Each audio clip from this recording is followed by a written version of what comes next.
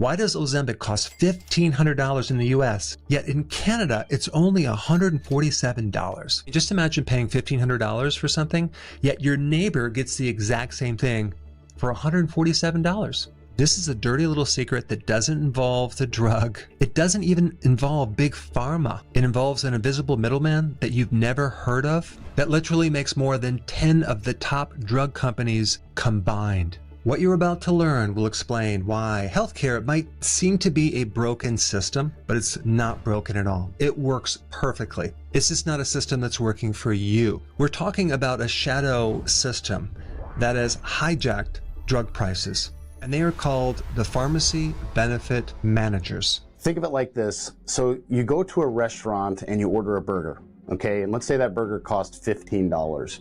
But before your order goes through, some guy steps in and says, hold on, if the restaurant wants to sell you that burger, they need to pay me $5, and if not, you can't have the burger. Think of them as the toll bridge between you and drug prices. But the PBM isn't just collecting the toll, they're also controlling which cars can pass, they own the bridge, they set the price of gas. They use their contracts to profit off of everyone crossing. On the outside, the pharmacy benefit managers appear to be very helpful. They negotiate lower prices from the manufacturing companies. They also reduce out-of-pocket expenses. And of course, they also handle the complex logistics between employers and insurance companies. So the PBM charges the employer a very high price, it pays the pharmacy a very low price, and it keeps the difference, and that's called spread pricing. Now that's the apparency, but let's really now get into the reality of what really happens. The drug maker sets a crazy high list price. Let's say, for example, we're talking about insulin, right? The drug companies could potentially charge like $1,000, and this is for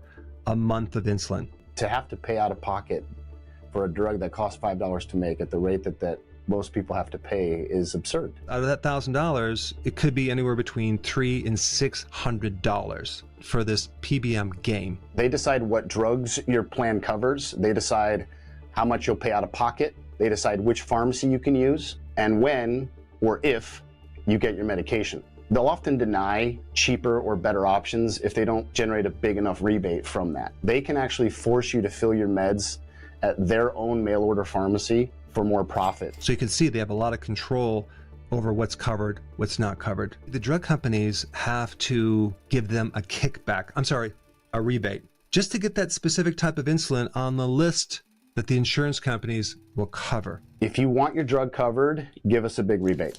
So the drug maker has to raise the list price to afford that. The PBM gets to keep that rebate, and they never show it to the employer or the patient, and then they promote that particular drug. It's not necessarily because it's better, it's just because it paid better. Drug companies get paid, the PBM gets a massive, massive kickback.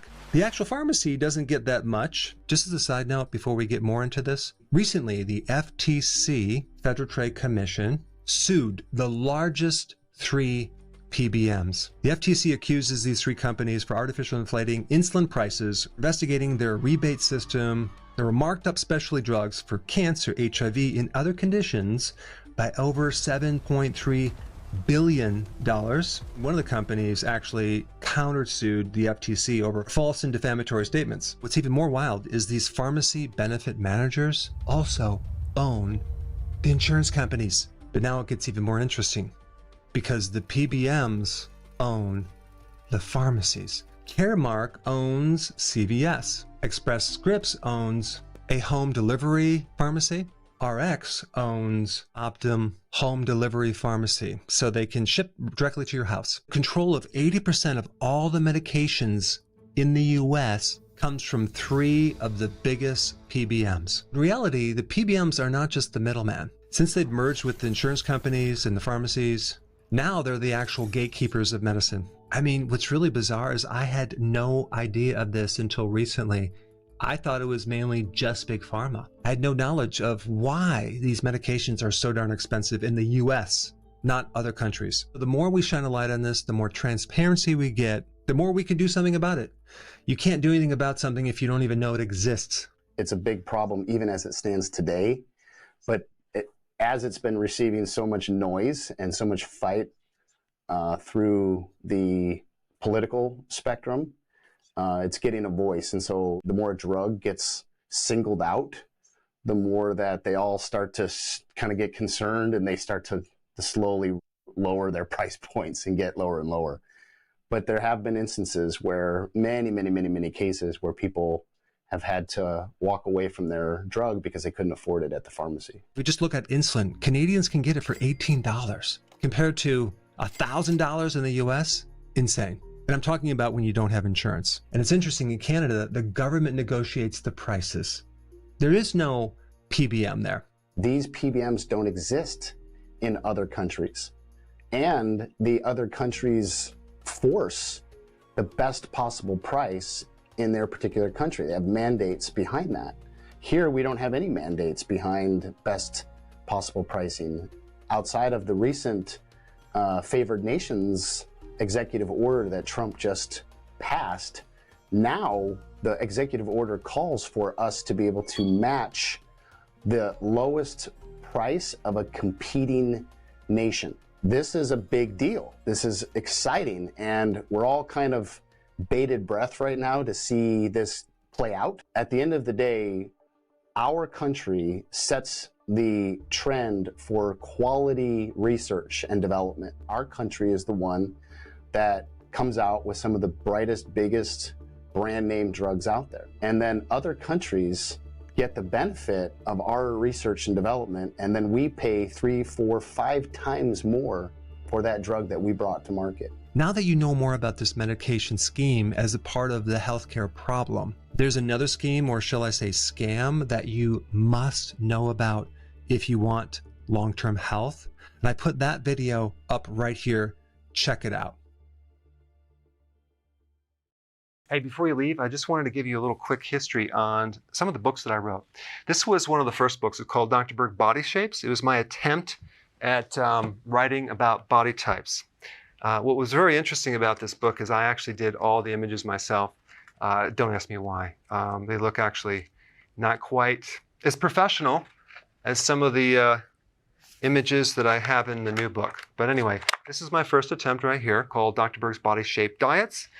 And then I wrote a book more extensive called The 7 Principles of Fat Burning. I don't even have a copy anymore, actually, because it's outdated.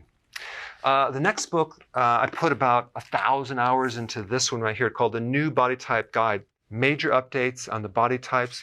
I put a lot of energy into this. It has professional images, graphics, all sorts of things. Now, the problem with this book is it doesn't really describe what this is really about. Body types are only a small portion of what's in this book. And that's why I changed the name to the Healthy Keto Plan, okay? If you happen to have this book, you don't really need this book because there's only very, very minor updates. But if you don't have this, you need to get this one right here. This book goes into every single detail that you would ever want to know about.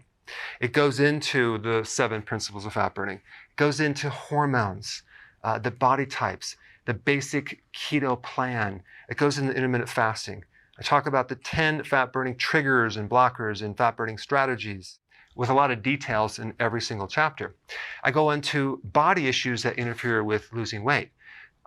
There's very few people that just have a weight problem. They have a lot of body issues, whether it's sleeping problems, stress problems, inflammation, menopause. I cover that extensively in this book. Then I talk about how to get rid of stress, and I show you a technique. Then I get into exercising. And then I have a lot of really good recipes in this book as well. So this is a good reference guide. On my website, if you get this book, you get this one free.